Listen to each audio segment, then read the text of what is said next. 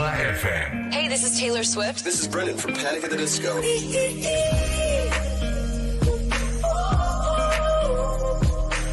the only one of me. Baby, that's the part of you. So take me, let's fly away. I've never been so wide awake. No, nobody but me can keep me safe. I'm on my way. My name is Alan Walker. Give it up for Sabrina Carpenter. Please welcome Marshmello and Churches. Every day, you say the words that I want you to say. I'm on my way. Such a You're listening to Pro2 Singaraja. Teman terbaik kamu. I need you here with me.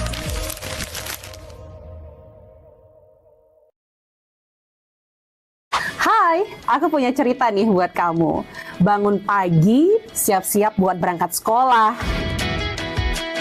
kuliah, kerja. Pastinya butuh asupan kan? Eits, bukan cuma sarapan, tapi asupan mood juga.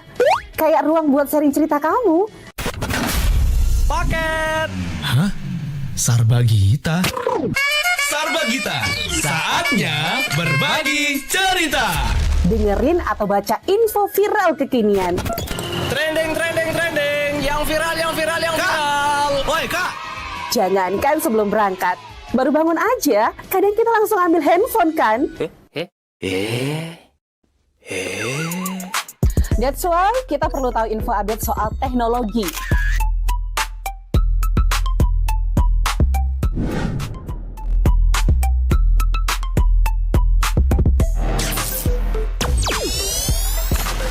Kamu udah pakai AI yang mana nih? BTW, kalau habis berkegiatan, mood kan turun tuh. Bangkitin lagi, request lagu di Pro2 FM. Waktunya Pro2 Hitlist. Perut lapar. Kita ini lapar. Dengerin rekomendasi kuliner dan jajanan UMKM bikin ngiler. Habis makan, udah kenyang, jangan lupa self-reward. Bukan self-reward itu ya, tapi ini.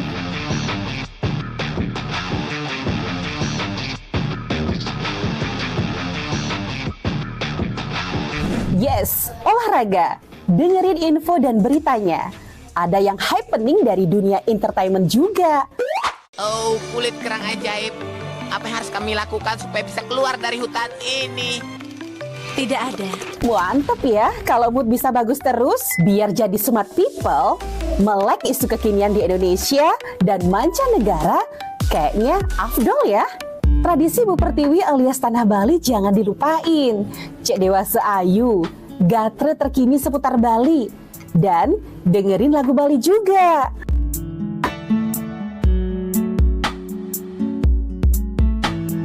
Udah mulai larut, on the way istirahat, pastinya butuh yang rileks ditemenin lagu-lagu yang kamu suka. It's time for Request Time. Bahas film,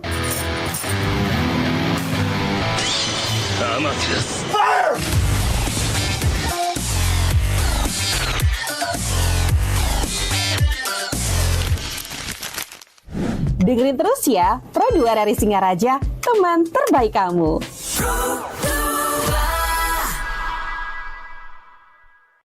Hai, aku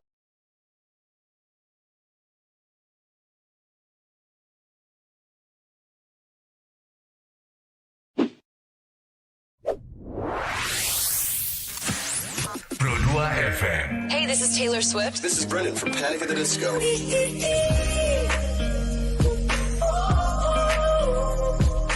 I'm the only one of me. Baby, that's the part of you. So take me, let's fly away. I've never been so wide awake. No, nobody but me can keep me safe. I'm on my way.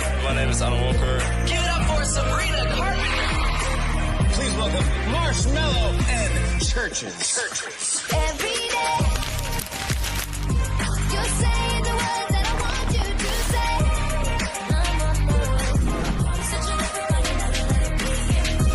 You're listening to Pro 2 Singaraja. Teman terbaik kamu. I need you here with me.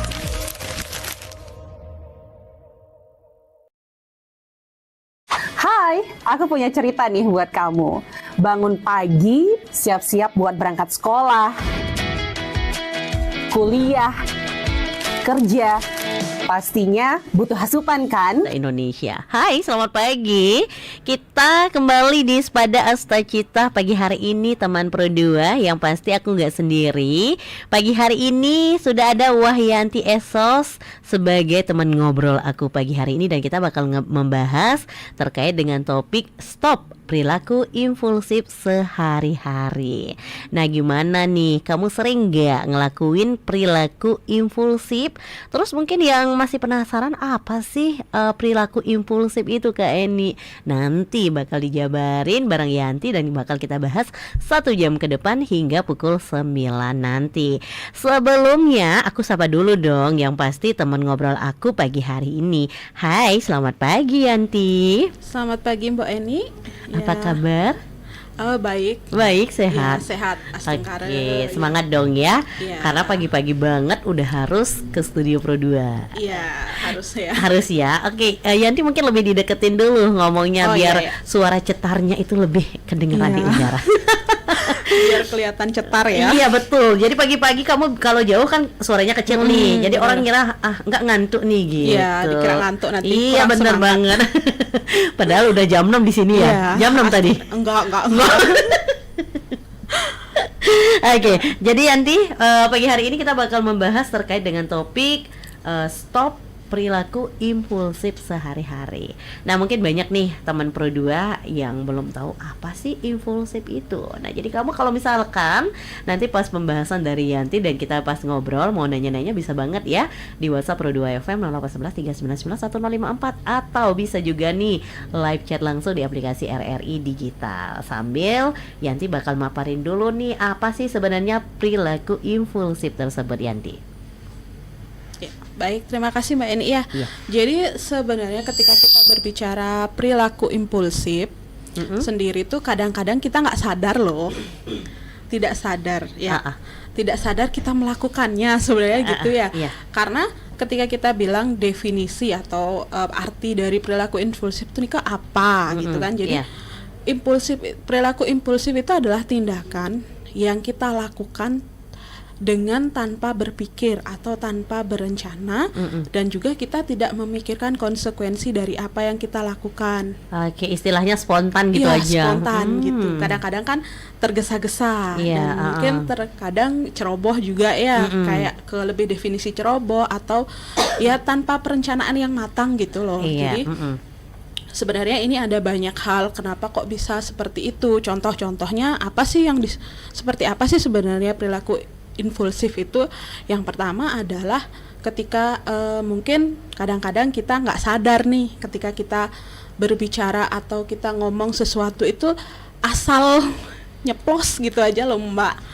Asal nyeplos tanpa berpikir bahwa sesuatu yang kita omongkan itu bener nggak, terus sesuatu yang kita lakukan itu spontan langsung kita lakuin tanpa kita berpikir sesuatu yang kita lakuin itu akan memberikan dampak seperti apa. Jadi apakah itu akan memberi konsekuensi terhadap kita? Itu kadang-kadang kita nggak sadar, karena betul. mungkin karena kita terburu-buru atau karena kita panik atau karena kita cemas gitu. Nah, selain itu kadang-kadang nih yang penyakit banyak orang nih. Oh, banyak orang apa itu?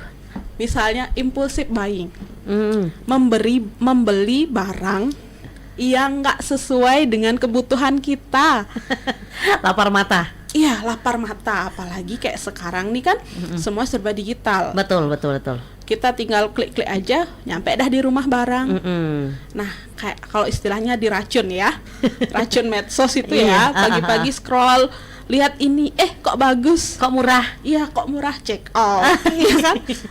Udah gitu kadang kalau kita jalan-jalan mungkin ke toko atau kemana gitu kan, lihatnya itu bagus. oke, beli deh. Sampai di rumah baru berpikir, untuk apa? Untuk apa nih? Saya fungsinya apa? Itu adalah hal-hal kecil yang mungkin sering kita lakukan. Betul. Bahkan ketika kita mungkin ngobrol sama orang tanpa kita sadar nih, misalnya tanpa kita sadar kita suka menyela pembicaraan orang.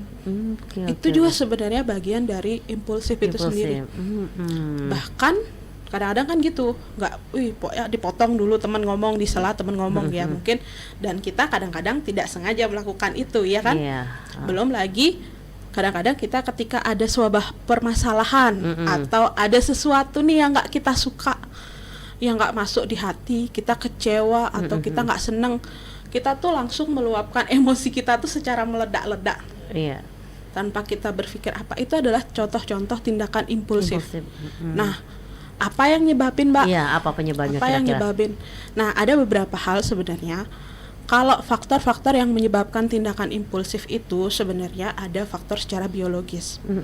Satu, mungkin seseorang itu memiliki kelainan secara biologis, mungkin di otaknya. Kalau itu bahasa kedokteran saya nggak bisa ya.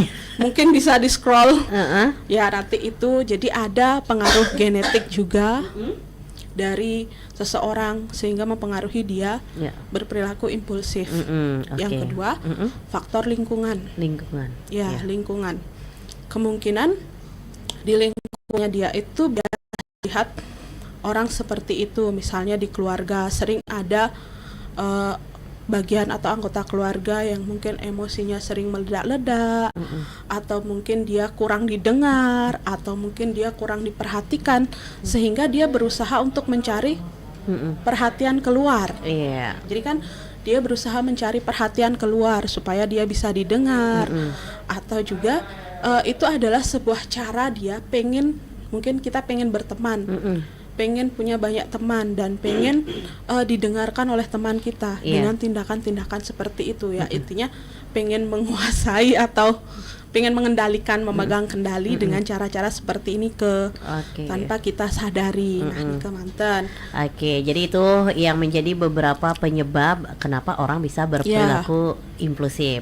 Tadi Yanti udah bilang mungkin karena faktor genetik, mungkin di keluarga atau di lingkungan tempat tinggalnya memang dia ngelihat perilaku-perilaku seperti itu, jadi ikut nurun ke dia kan gitu. Atau mungkin karena lingkungan, karena tanpa kita pungkiri, jadi nggak bisa kita pungkiri sebenarnya lingkungan itu berpengaruh banget terhadap kehidupan kita. Iya enggak sih? Jadi mungkin yang awalnya hawam banget, impulsif tuh apa sih? Nah, jadi mungkin karena lingkungan yang mengajarkan kita untuk sering nih motong pembicaraan orang. Jadi mungkin karena si A melihat B, oh sering kok, oh berarti nggak masalah dong, berarti bisa dong. Kalau nanti ada orang yang bicara, aku potong juga pembicaraannya. Nah, mungkin yang nimbrung kayak gitu tanpa dia sadari sebenarnya itu adalah tindakan yang tidak baik dan tidak benar, dan yang pasti tidak boleh dilakukan kan gitu Yanti. Nah, kalau dari Yanti sendiri tadi kan sudah kamu bahas juga beberapa contoh-contoh perilaku impulsif, terus penyebabnya seperti apa, mungkin ciri-ciri orang yang berperilaku impulsif itu seperti apa. Kamu kan tadi sudah bahas banyak banget. Nah, mungkin ada nggak sih beberapa hal yang bisa kita lakukan untuk mencegah agar tidak terjadi perilaku impulsif itu, apalagi sampai terjadinya sehari-hari? Gimana nih Yanti tanggapan kamu?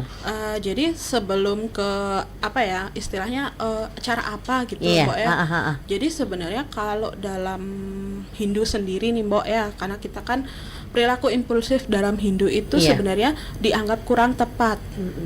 Karena tidak semua hal yang kita lakukan dengan tergesa-gesa, dengan ceroboh itu akan hasilnya bagus. Bahkan lebih banyak berujung ke penyesalan, berujung ke masalah gitu. Nah, dari sini pun kita tahu ya, ketika kita berbicara sesuatu tindakan yang tanpa berpikir, tanpa perencanaan, tentunya itu sudah salah menurut ajaran agama ya.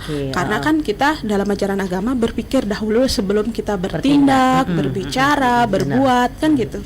Jadi semua itu diawali dulu dari pemikiran kita. Nah, orang yang impulsif itu dia nggak berpikir dulu, nggak sempet nanti mikirnya belakangan. Yang penting kita lakuin dulu nih gitu kan gitu. Jadi itu intinya apa? Dalam ajaran agama Hindu sendiri mengatakan ya diastun ring angan-angan mepale juga meskipun masih dalam pikiran itu sudah menghasilkan yang namanya hasil dari perbuatan karena kita meyakini adanya karma ya kan Mbok ya. Betul. Nah, ketika kita bertindak impulsif tentu saja ada pihak yang mungkin yang dirugikan, tidak hanya diri kita, orang lain yang mungkin mengalami hal tersebut. Misalnya ketika orang kita berbicara dengan lawan kita, terus kita salah, apalagi kita mungkin marah-marah sama dia meledak-ledak, tentunya itu akan membuat seseorang merasa tidak enak, tidak nyaman. Kita pun begitu ketika ada orang yang memberikan sesuatu yang misalnya kata-kata kasar atau di sela pembicaraan kita, pasti kita nggak enak banget nih kan gitu. Betul. Itu mungkin dari segi perbuatan ya kan, itu sudah bertentangan dengan ajaran dharma dan karma. Karena kita tahu bahwa berpikir dulu sebelum bertindak dan berkata. Itu ada karena akan ada karma atau ada konsekuensi yang akan kita dapatkan. Selanjutnya apa? Kita punya dharma. Dharma itu kebaikan, kebenaran dan kebajikan yang merupakan aturan dalam ajaran agama Hindu yang mempedomani kita sehari-hari. Iya, betul. Nah, dengan bertindak secara ceroboh, secara tergesa-gesa, tentu saja ada unsur yang terabaikan nih. Iya, benar. Nah, tadi dari karma tadi kan ada pihak yang merasa dirugikan secara tidak langsung. Termasuk diri kita mungkin ya kan, karena kita efeknya jadi nggak disukai orang misalnya kan gitu. Nah, ini sudah tentu bertentangan dengan yang namanya dharma dan karma. Nah, lanjut lagi misalnya ke tindakan yang lain nih, misalnya kayak impulsive buying, membeli barang yang tidak dibutuhkan, yang tidak kita butuhkan. Nah, disinilah kama atau keinginan kita itu terlalu kita turuti. Iya, betul. Yang namanya keinginan, Mbok. Ya, kita kan berbicara sedikit ya. Yang namanya keinginan kayak api yang disiram sama minyak. Tambah gede lah. Oh iya, benar. Ya, kan gitu. Satu keinginan yang kita punya atau satu kama yang kita punya nih, misalnya kita pengennya beli tas atau beli barang, udah beli nih, ada model baru, pengen lagi. Nah, ini salahnya kita tidak memprioritaskan mana kebutuhan, mana keinginan. Kalau keinginan kita dituruti, namanya manusia itu nggak pernah puas, nggak bakal habis, bersyukur, ya kan? Iya, betul. Nggak pernah habis. Maka dari itu ya pinter-pinter kita mengatur ini. Nah, kalau solusi yang pertama, berpikir dulu sebelum kita bertindak. Selanjutnya, solusi yang kedua ya apa? Prioritaskan. Mana sih kebutuhan, mana keinginan. Jangan sampai dampaknya lagi yang paling parah, Mbok. Kalau cuma barang yang kita beli nggak berguna nggak apa-apa. Kita beli punya uang. Yang jeleknya kan kita ngutang, Mbok. Ini yang bahaya. Iya kan? Ini kan parah. Jadi biar nggak FOMO katanya. Terus biar nggak ketinggalan, ya kan? Biar ngikut-ngikut nih, apalagi generasi muda ya, suka barang-barang yang temennya pengen, kita udah pengen dah juga. Kalau nggak punya uang, udah sekarang gampang, ada Shopee Pay, ada pinjol, iya kan? Ada banyak alternatif yang menawarkan kita supaya kita bisa berbelanja online dengan mudah. Tapi kita nggak berpikir ke depannya, yang penting kita dapat tuh barang, toh gimana rasanya kita bayar nanti, terserah lah gitu. Ini adalah salah satu tindakan impulsif yang ruginya double, Mbok. Oke. Belum tentu juga barang yang kita beli itu kita butuhkan banget. Cuma untuk memenuhi keinginan sama kepuasan kita. Lifestyle ya. Iya, lifestyle kita. Ujung-ujungnya gimana? Kita yang susah. Iya, benar. Jangan sampai seperti itu. Jadi kita prioritaskan. Kalau memang ada barang yang masih bisa kita pakai, ya itu kita dulu pakai. Biasanya perempuan ya, Mbak ya. Aku nggak punya baju, padahal udah satu lemari. Iya kan, Mbak ya. Ini udah curhatan semua perempuan ya. Curhatan semua perempuan. Ujung-ujungnya baju yang udah ini ada yang terdiam. Kita pakai baju cukup satu ketika pakai. Pak mungkin kan kita pakai tas 10 langsung kita bawa. Nggak kan, gitu. mungkin. Nah, itu adalah rasa gengsinya kita nih yang berkembang jadinya. Udah nggak lagi dibutuhin ini sebenarnya, udah ke pemuasan keinginan kita. Nah, disinilah yang sering kita nggak tahu, apalagi remaja nih, tindakan impulsif remaja yang nggak disadari, misalnya dia bergaul dengan lingkungan yang toksik. Kita nggak tahu nih kita mau dibawa arah kemana, apalagi remaja lagi masa pencarian jati diri ya kan. Betul. Kita nggak tahu, oh udah ikut temennya nongkrong kelihatannya keren, tapi kita nggak tahu nongkrongnya kita di mana, terus kita diajarin apa ya kan. Benar. Itu terus juga gini, tindakan impulsif tadi saya lupa sebenarnya. Apa kebiasaan itu? Kita sebenarnya ada juga faktor yang menyebabkan tindakan itu impulsif. Apa sekarang nih zamannya instan ya kan, semua kita dapat digital nih, tinggal gampang, semua sudah disediakan, akses informasi gampang, segala sesuatu bisa kita gampang. Akhirnya pola pikir kita juga menggampangkan gitu loh, Mo. Iya benar kan? Benar. Menggampangkan. Oh ya udah, kalau ada yang mudah ngapain dipersulit. Nah itu dia yang bahaya. Tapi kita juga harus berpikir konsekuensinya apa itu. Nah, jadi solusinya tadi yang pertama, kita harus berpikir mempertimbangkan segala sesuatu yang kita lakukan itu ada hukumnya. Kalau di Hindu ya kan ada hukum karma. Jadi lebih hati-hatilah sebelum kita bertindak sesuatu.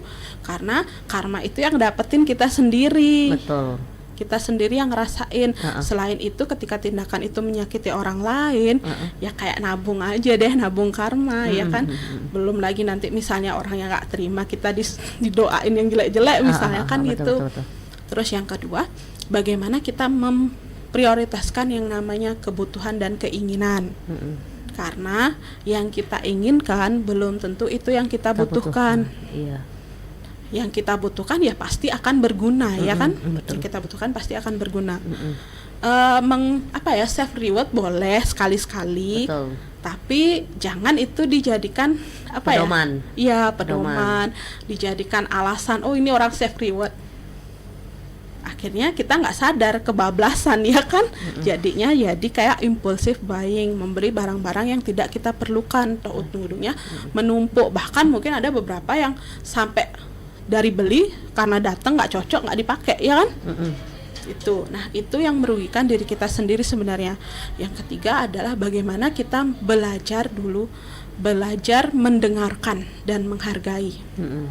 Karena ketika kita berbicara tindakan impulsif itu banyak ya. Jadi saya ambil aja dulu bagaimana kita berpikir dulu sebelum bertindak. Iya.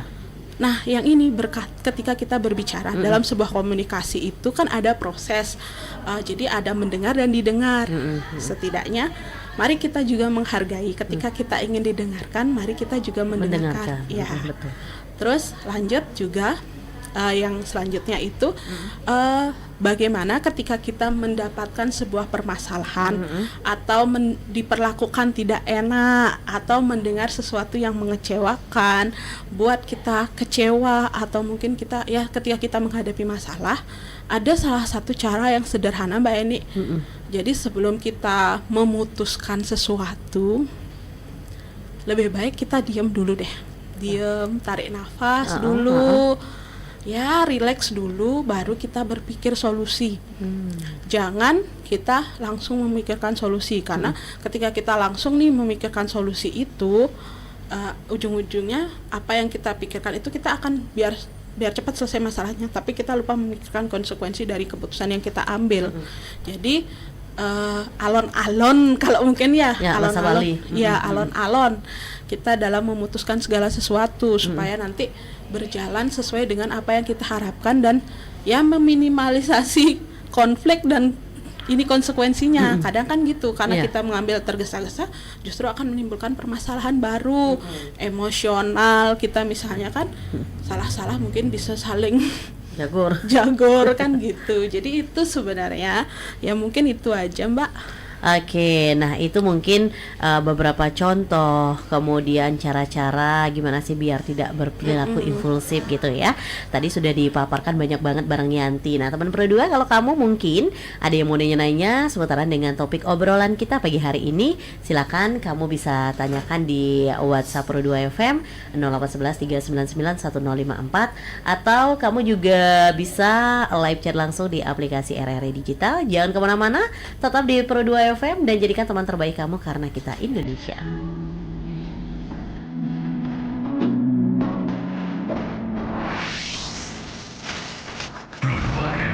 Hey, this is Taylor Swift.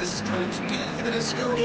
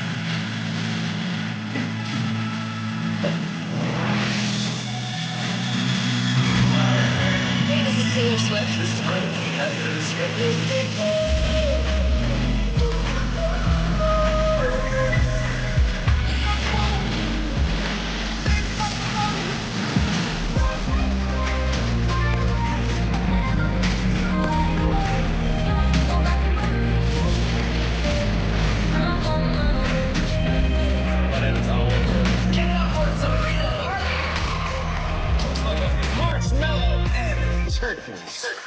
Every day, you're saying the words that I want you to say.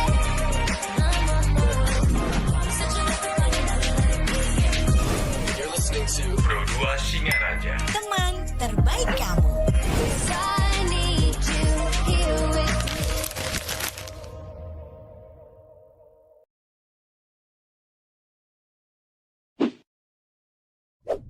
Hai, aku punya cerita nih buat kamu. Bangun pagi, siap-siap buat berangkat sekolah, kuliah, kerja. Pastinya butuh asupan kan? Eits, bukan cuma sarapan, tapi asupan mood juga. Kayak ruang buat sharing cerita kamu. Paket. Hah? Sarbagita? Sarbagita, saatnya berbagi cerita. Dengerin atau baca info viral kekinian. Trending, yang viral. Woi kak! Jangankan sebelum berangkat, baru bangun aja, kadang kita langsung ambil handphone kan? That's why kita perlu tahu info update soal teknologi.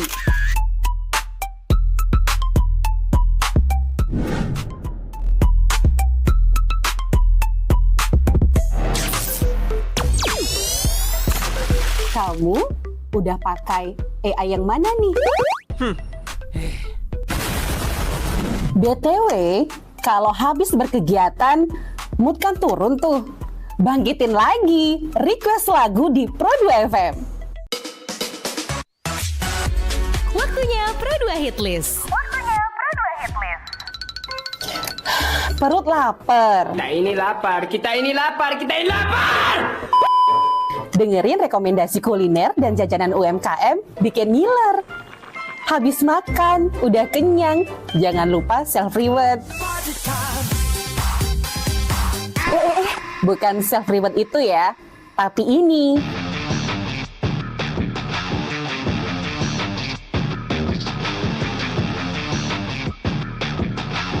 Yes, olahraga. Dengerin info dan beritanya. Ada yang happening dari dunia entertainment juga. Oh, kulit kerang ajaib. Apa yang harus kami lakukan supaya bisa keluar dari hutan ini? Tidak ada.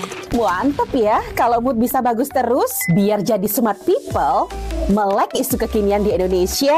Kadang-kadang mikir, untuk apa sih? Barang apa sih sebenarnya kita belikan? Kadang mikir gitu ya. Banyak sih, saya yakin aku yakin bukan 1-2 orang, tapi banyak orang pasti punya pemikiran seperti itu. Nah, tadi di off air, Yanti juga sempat bilang, salah satu contoh atau faktor penyebab itu karena kelainan mental juga bisa, dan juga contohnya itu bunuh diri ya. Ya, yang fatal tuh. Yang paling fatal ya. Jadi memang kadang kita juga nggak tahu apakah orang yang bunuh diri itu sudah berencana dari beberapa hari. mungkin dia nyari time yang pas, kayaknya nanti deh eksekusi gitulah istilahnya misalnya ya, nanti deh kita praktekkan atau mungkin gitu ya. Dan kadang memang sih ya, kalau kita lihat orang bunuh diri, mungkin dia berpikir solusi dari sebuah masalah yang sedang dihadapi. Tapi sebenarnya itu bukan solusi ya nggak sih? Kalau menurut aku pribadi Yanti, itu malah menambah masalah baru. Iya benar banget Mbak. Sebenarnya ketika kita kadang-kadang nih dah nggak siapnya mental kita ketika menerima sebuah permasalahan hidup ini nih, kalau istilahnya ya mungkin entah mental karbitan atau apa, kita nggak siap mental, bilang aja lah kita nggak siap mental, itu kita menganggap jadinya sebuah bunuh diri itu adalah sebuah solusi, padahal ya enggak. Ini sebenarnya tindakan impulsif yang sangat fatal. Karena kita cuma mikir, oh ya dengan bunuh diri saya bebas dari masalah. Tapi kita nggak tahu bahwa dengan tindakan seperti itu justru memberikan permasalahan kepada yang baru.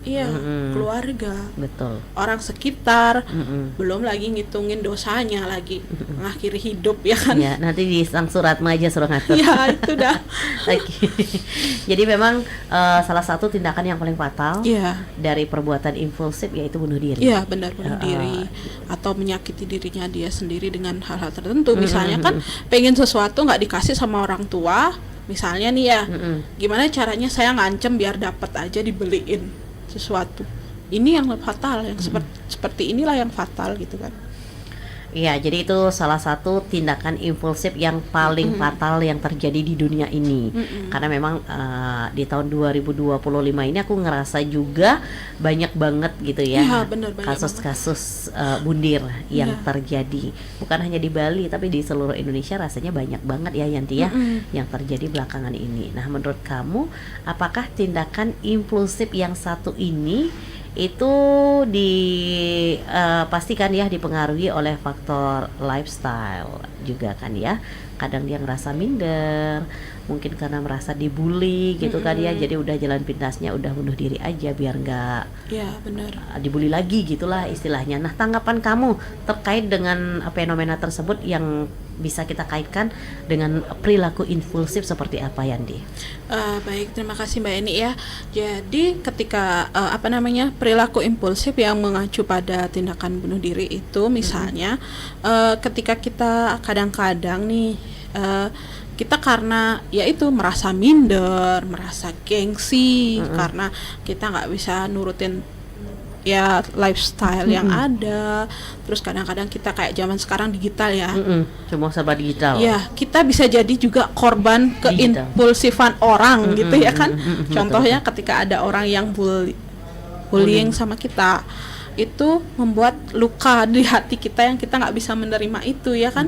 Kita tidak bisa menerima itu, yang akhirnya kita ya frustasi secara mental, kita udah sakit hati banget nih, gimana caranya kan gitu. Karena kadang-kadang juga gini di medsos aja misalnya ya Mbak ya, atau mungkin justru kita yang memicu seseorang melakukan tindakan impulsif terhadap kita. Misalnya ketika kita bermedsos tanpa pikir panjang, yang penting viral aja deh dulu. Penting viral aja deh dulu. Kita nggak mikir nih apakah keviralan itu sesuai dengan agama misalnya, sesuai dengan etika, ya kan Mbak ya? Betul banget. Nah, ini yang harus jadi pertimbangan kita dalam bermedia sosial juga. Jangan sekedar viral. Kayak misalnya sama FB Pro, iya kan, bener tuh kan.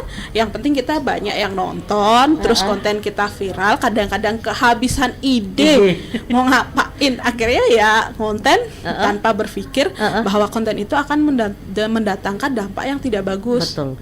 Nah, setelah dihujat, misalnya kontennya kita gel-gel dengan pakaian yang tidak seharusnya, ya kan, tidak sopan, terus dikata-katain misalnya sama orang, ya kan, semua berhak untuk berbicara. Betul. Semua orang berhak, apalagi di dunia digital, kita nggak tahu notabene dia itu siapa kan. Seseorang dengan bersembunyi di balik akun yang nggak dikenal itu, dia lebih bebas geraknya, ya kan, mentang-mentang ini kan gitu. Tapi jejak digital itu akan selalu ada. Betul. Nah, itu bagaimana supaya kita tuh benar-benar memikirkan banget deh gitu loh. Hati-hati, lebih baik kita mengalihkan hal-hal, kalau kita punya permasalahan, kita alihkan ke hal-hal yang positif. Iya. Misalnya mungkin kalau kita mungkin ada yang suka yoga mungkin, ada yang suka yoga, atau mungkin kita bisa sembahyang deh. Kalau ada permasalahan apapun, seberat apapun permasalahan hidup kita yang udah nggak bisa kita selesai ini, untuk generasi muda atau untuk teman-teman pendengar ya, misalnya kita punya permasalahan dalam hidup yang menurutnya kita tuh udah berat banget. Padahal Tuhan udah janji nih sama kita nih, saya nggak akan menguji kalian berdasarkan melebihi di luar batas. Ya, di luar batas kemampuan kita. Iya. Berarti ketika kita mendapat sebuah permasalahan, mendapat ujian dalam hidup, berarti Tuhan percaya kita mampu menyelesaikan itu. Dan permasalahan dalam hidup itu ibaratnya kayak kita naik kelas, ya kan? Iya. Kita diberi pembelajaran dari sana. Kalau kita bisa melalui badai yang datang, nanti pasti akan ada hal bagus menanti, akan ada hadiah dari Tuhan menanti kita. Hasil dari kesabaran, hasil kita mau dan kadang-kadang juga dari permasalahan yang datang, sebenarnya itu adalah cara Tuhan untuk ngasih kita datang, mengundang kita untuk mendekat, ya kan, benar kan? Supaya kita ingat sama Tuhan. Makanya ketika Mahabharata, mungkin Mbak Eni ya udah sering dengar mungkin ketika Ibu Kunti berdoa sama Krishna, dia memohon apa? Supaya dikasih permasalahan, dikasih cobaan, dikasih kesusahan. Karena dengan kesusahan, dengan permasalahan akan selalu ingat sama Tuhan. Nah, kadang-kadang ketika kita sebagai manusia itu sebenarnya diingatkan sama Tuhan, kita sudah sedikit lupa. Misalnya ya kan, terlena dengan kehidupan kita di dunia ini, kita lupa sama Tuhan. Sibuk kita nyari kerjaan, serakah ya kan, kerja terus sampai lupa sama Tuhan. Ada cara Tuhan ngujinya kita dengan sakit misalnya, biar kita mau berdoa. Biasanya kalau sakit, kalau susah, baru ingat sama Tuhan, ya kan, sama ide Sang Hyang Widi, baru kita di sana berdoa. Nah, kalau kita ingat itu, jangan dulu ngambil solusi kita pengen bunuh diri. Curhat deh sama Tuhan. Tuhan akan menerima kita dengan bahasa apapun. Kalau nggak bisa memantra, misalnya nggak bisa mesehe, kita cukup datang dengan bahasa kita. Iya, betul. Karena kita adalah anak-anak Tuhan, dan Tuhan itu atau ide Sang Hyang Widi itu pasti dengan menerima kita sebagai anaknya ya. Dalam situasi apapun dia pasti menerima, meskipun paling jelek lah, paling buruk, yang rasanya kita ngerasa nggak layak, kita ketemu sama Tuhan, kita mendekatkan diri sama ide Sang Hyang Widi. Tetapi yang namanya orang tua, sejelek-jelek apapun anak, pasti akan diterima ketika dia mau mendekat. Betul. Nah, ketika ada permasalahan, lebih baik kita dekatkan sama Tuhan, minta bimbingan, jangan mengambil cara yang anggaplah singkat, jalan pintas, tetapi sebenarnya itu bukan solusi. Betul. Justru itu adalah sebuah kefatalan, karena dalam ajaran agama Hindu, dalam kitab Parasara Dharma Sastra ya, seorang yang bunuh diri itu Mbak, rohnya itu akan dikurung 60.000 tahun. Jadi cukup lama ya kan? Lama banget. Lama banget ya kan? Iya, lama banget. Kalau dikurungnya berapa? 60.000 tahun. 60.000 tahun. Wow. 60.000 tahun apa 60.000 juta tahun tuh lagi?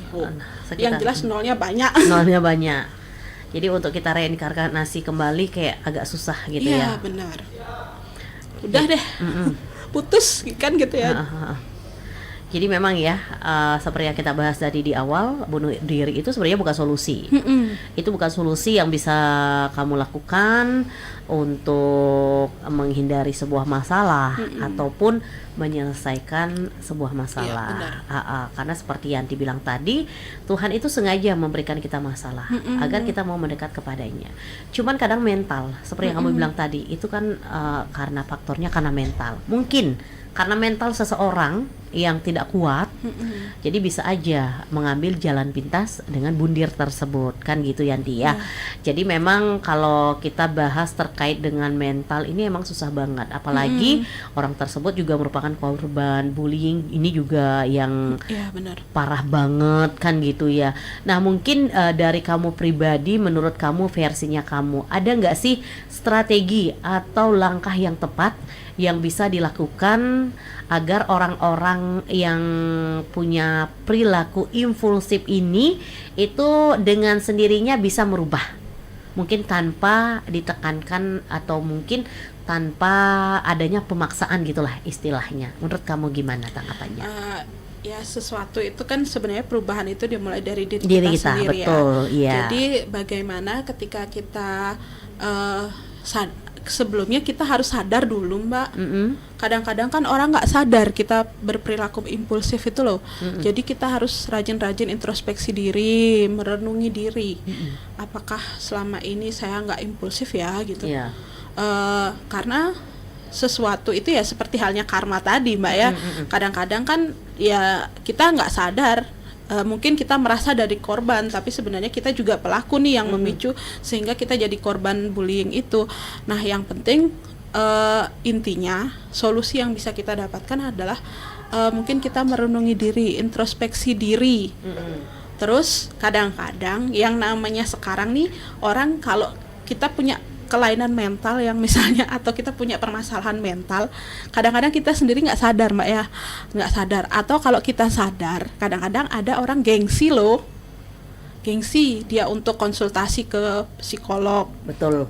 Ya karena orientasinya ketika kita sudah ke psikolog atau ke dokter ini pasti dibilang G. Ya dibilang G. Itu adalah sebuah gengsi.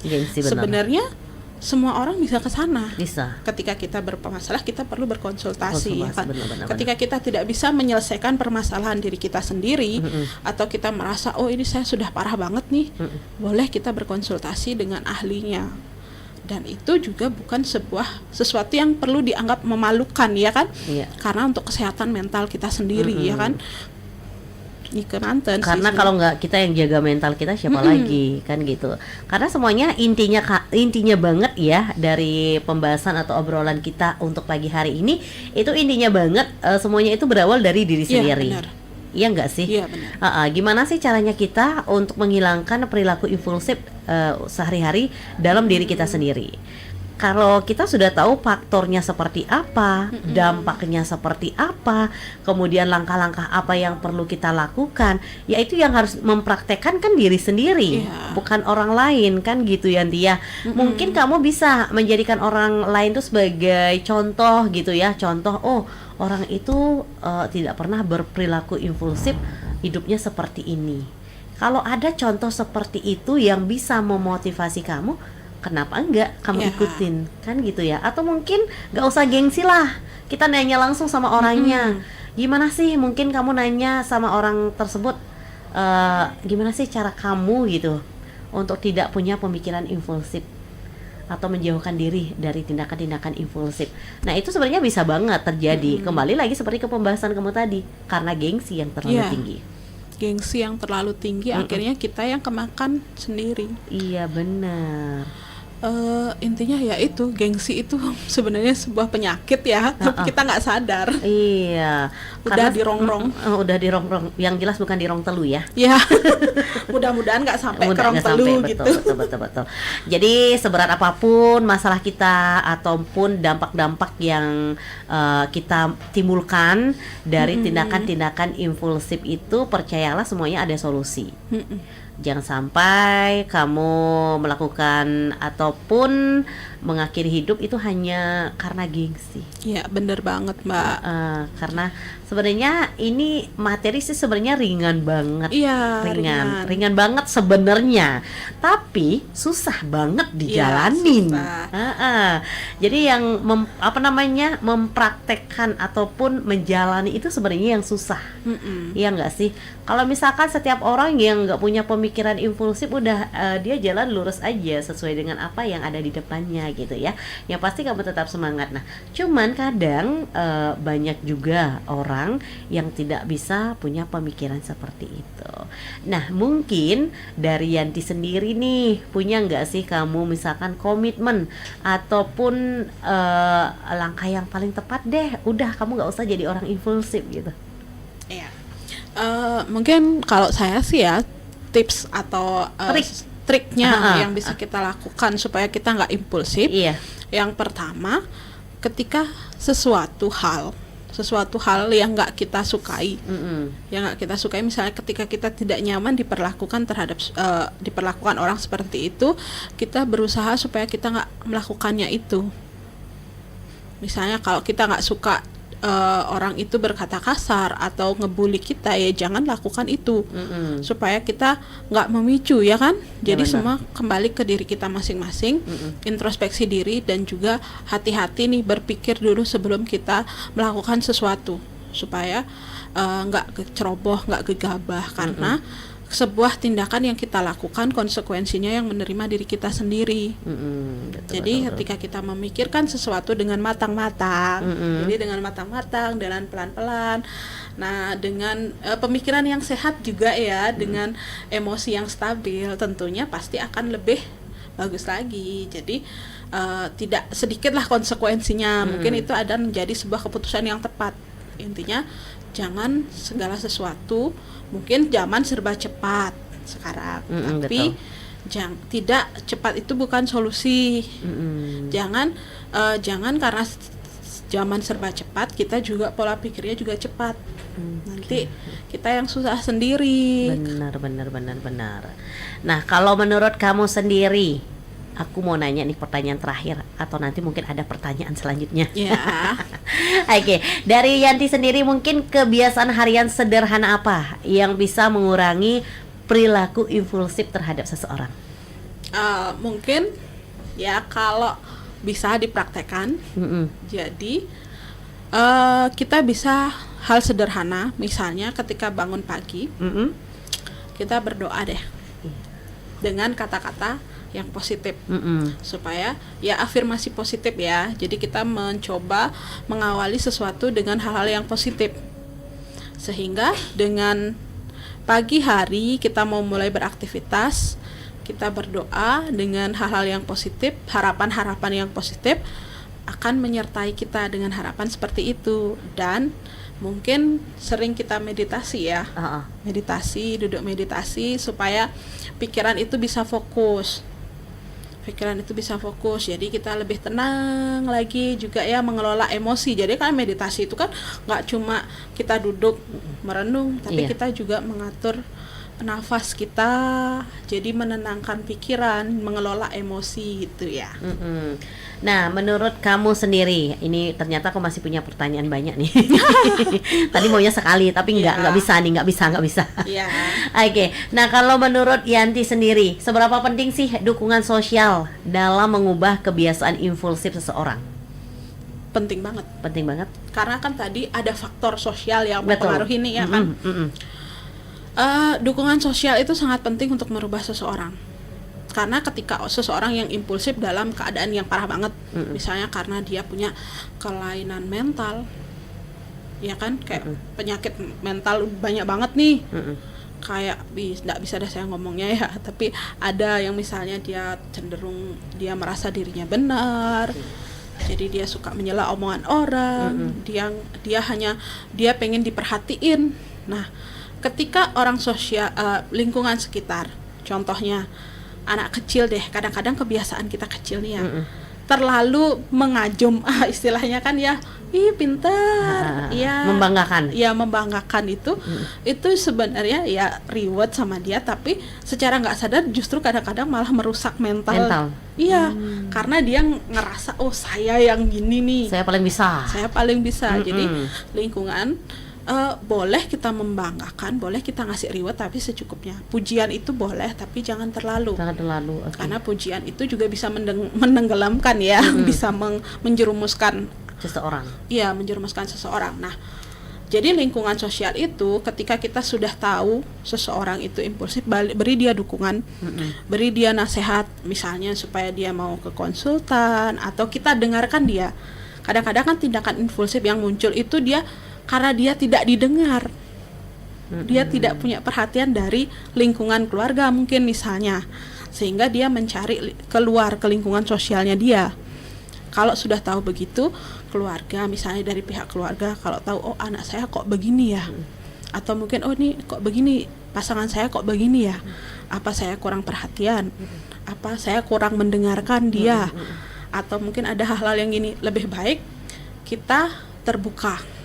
Jadi kita welcome nih, supaya seseorang dengan perilaku impulsif itu mau terbuka, mau dia cerita. Karena kan kayak emosi yang meledak-ledak ini kan bisa diawali dari kekecewaan yang kecil, Mbak. Iya. Kecewaan yang kecil, akhirnya menumpuk, dia pendam sendiri. Akhirnya ada pemantik yang kecil, mungkin permasalahan yang tidak sepele ya, itu akhirnya menimbulkan dia emosinya meledak-ledak. Padahal itu bukan inti dari permasalahan itu, karena dia ada rasa kekecewaan yang dia pendam sendiri. Jadi intinya komunikasi yang sehat. Komunikasi yang sehat, kita dengarkan dia, kita kasih perhatian dia gitu. Oke, nah mungkin itu beberapa trik Ya. yang bisa dilakukan. Oke, pertanyaan terakhir deh sebelum kamu ke closing statement, mungkin apa sih satu hal kecil yang bisa mulai dilakukan hari ini untuk menjadi lebih responsif daripada impulsif? Ya, satu hal kecil yang supaya kita bisa lebih responsif ya. Gini, kita sebenarnya udah punya dasar dalam diri kita tuh ya, Mbak ya. Kita punya rasa empati. Responsif itu ada. Cuma egonya kita ini yang melebihi batasnya ini sehingga ini tenggelam. Coba kita tekan ego. Kita berpikir aja dulu bahwa semua orang punya kepentingan. Semua orang juga punya keinginan. Semua orang juga perlu didengar. Semua orang juga perlu diperhatikan. Bukan hanya saya yang didengarkan, bukan hanya saya yang harus diperhatikan, dan bukan hanya saya yang harus dimengerti. Nah, ketika kita punya prinsip seperti itu, kita mampu menghargai orang lain. Dan kita harus sadar, kalau kita ingin diperlakukan seperti itu, maka lakukan itu terhadap orang lain. Kalau kita nggak suka, ya jangan lakukan itu. Misalnya kalau kita nggak suka orang tuh ngebully kita, ya jangan lakukan. Kalau kita pengen didengar, kita pengen ini, sebarkan kasih ke orang empati, respon ke orang tuh pasti akan ngerespon kita. Karena kita harus sadar, nggak cuma kita loh yang perlu, orang lain juga perlu diperhatikan. Kalau begitu kenapa nggak kita saling memperhatikan, ya kan? Iya benar, biar lebih romantis. Iya, biar lebih romantis. Jadi romantis itu bukan cuma sama pasangan ya, betul sama banget. semua. Iya benar. Karena apalagi dalam Hindu kan ada tatuam asi, aku adalah kamu adalah aku. Iya, kita jadi sama. Iya. Oke. Nah, itu satu hal kecil ya yang bisa dilakukan mulai dari hari ini untuk menjadi lebih responsif daripada menjadi impulsif. Kan lebih baik jadi orang responsif, ya enggak sih? Oke, Yanti, nggak kerasa ternyata kita udah hampir sejam nih ngobrol. Nggak kerasa ya? Ngobrol udah hampir sejam. Oke, karena memang seru banget topik yang kita bahas pagi hari ini kan gitu. Oke, mungkin sebagai closing statement deh sebelum kita pamit di obrolan Asta Cita pagi hari ini, mungkin ada yang ingin kamu sampaikan, silakan. Baik, terima kasih Mbak Eni ya. Jadi closing statementnya aja, satu, berpikir dulu sebelum kita melakukan sesuatu. Pikirkan, direncanakan, terus pikirkan konsekuensinya apa supaya kita nggak menyesal di belakangan. Tindakan yang impulsif itu sangat merugikan kita sendiri dan juga merugikan orang lain. Kalau sudah merasa diri kita dirugikan, jangan lakukan hal tersebut supaya kita nggak lebih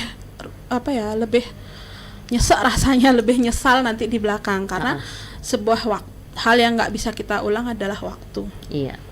Maka manfaatkanlah waktu yang kita punya itu untuk hal-hal yang positif. Ya, itu aja sih. Oke, terima kasih banyak loh ya Yanti udah hadir ke studio Pro 2 pagi hari ini. Kita sudah bincang-bincang banyak banget ya terkait dengan perilaku impulsif sehari-hari yang sebenarnya tanpa kita sadari kita lakukan.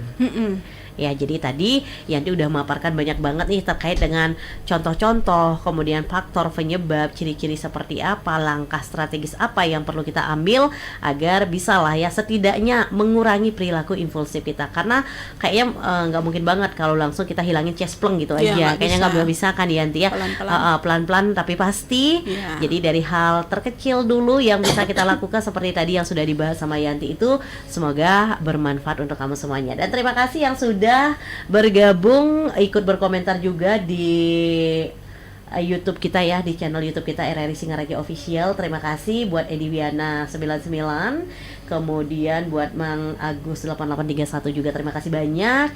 Yang pasti teman Pro 2 juga terima kasih banyak sudah mendengarkan obrolan Asta Cita kita pagi hari ini bersama Yanti, salah satu penyuluh dari Kantor Kementerian Agama Kabupaten Buleleng. Terima kasih banyak, semangat bertugas. Semoga apa yang kamu lakukan, jadi tugas apa yang kamu jalankan semoga lancar sesuai dengan apa yang kamu inginkan, dan semoga lain waktu kita bisa bersua kembali. Ya, terima kasih juga Mbak ya. Dan terima kasih juga untuk pendengar atas atensinya juga ya. Jadi kalau ada kekurangan mohon maaf ya. Oke, sama-sama. Jadi pasti kita maafkan ya, karena kita hidup saling memaafkan.